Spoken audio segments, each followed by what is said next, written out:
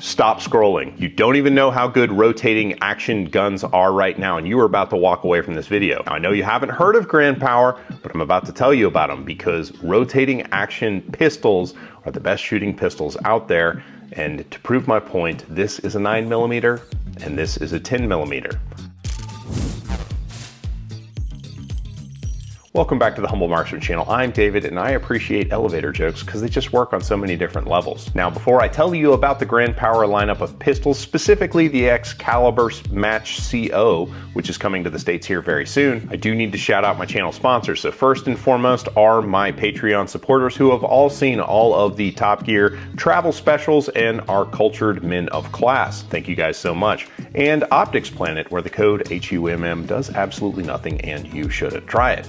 Don't do it. So I don't have one of these guns yet. I am going to get one for a longer term review because I'm excited about rotating action pistols. I'm actually going to the range tomorrow to finish up filming on a Beretta PX4 Storm that Langdon has breathed on, and that gun is absolutely amazing.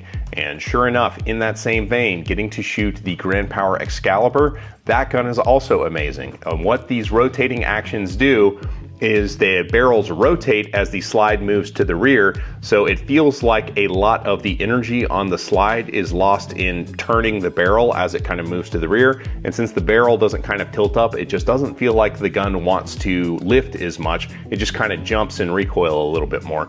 And it's a very, very consistent shooting gun. I shot it with the P40 and 10mm, and it wasn't a wildly different experience than shooting their 9mm version of the X-Cal. I'm really excited about this new lineup of Grand Power pistols because they're all coming optics ready. And that's what's kind of kept me away from the pistols before. It's because I didn't want to either figure out somebody to try and mill an exotic pistol or, you know, use a dovetail dot sight, but now they're starting to come from the factory with optics plates. Now the price on the X-Cal with the optics cut is, I don't know what it is, it's not on the website, but if I had to speculate, I'm guessing it's probably gonna be about $850 to $900 because the basic model of the X-Cal is going for about $750. Now if you consider that it's an enthusiast's gun and kind of what those guns sort of sell for, that's a very reasonable price point, and it competes with things like the P320 Legion as well as the Canik series of pistols. It's a little bit more than the Caniks, a little bit less than some of the models, but it is unique in that it has the rotating action, and it basically takes a much lighter weight gun and makes it behave like a much heavier weight gun when you're on target. Now, what I'd personally love to see is somebody to modify a 2011 style action so it has a rotating barrel with like a bull barrel. That would be really, really cool. The X-Cal is the recreational version of the gun meant for competition style shooting. They have serious use versions of the guns like the K100 and stuff like that. They're selling for like $600, super reasonable price on what you're getting with the gun. And the triggers on the Grand Power guns are very, very good out of the box, to the point where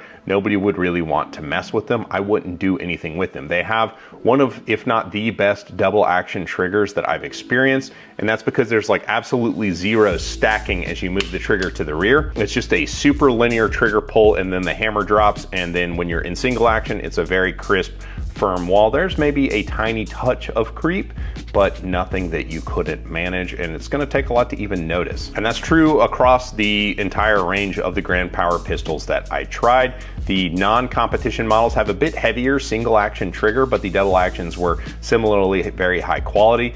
And they even had a K22 X trim, which is a gun I'm probably going to buy to get my 12-year-old into shooting pistol competition. It's a super, super cool looking gun, and it's very easy to shoot in single action mode. So trigger reach being what it is, a single action 22 is very appealing to me. So I was really blown away by the Grand Power pistol lineup at the show. I thought this year was the year of the single action only pistols, but between these Grand Power offerings and the Lionheart that's coming out, there are some very strong contenders in the double action, single action market. So subscribe to the channel if you want to see more information on this, as I will have a longer term review on some of those guns. As always, I appreciate you guys, and I'll catch you on the next one.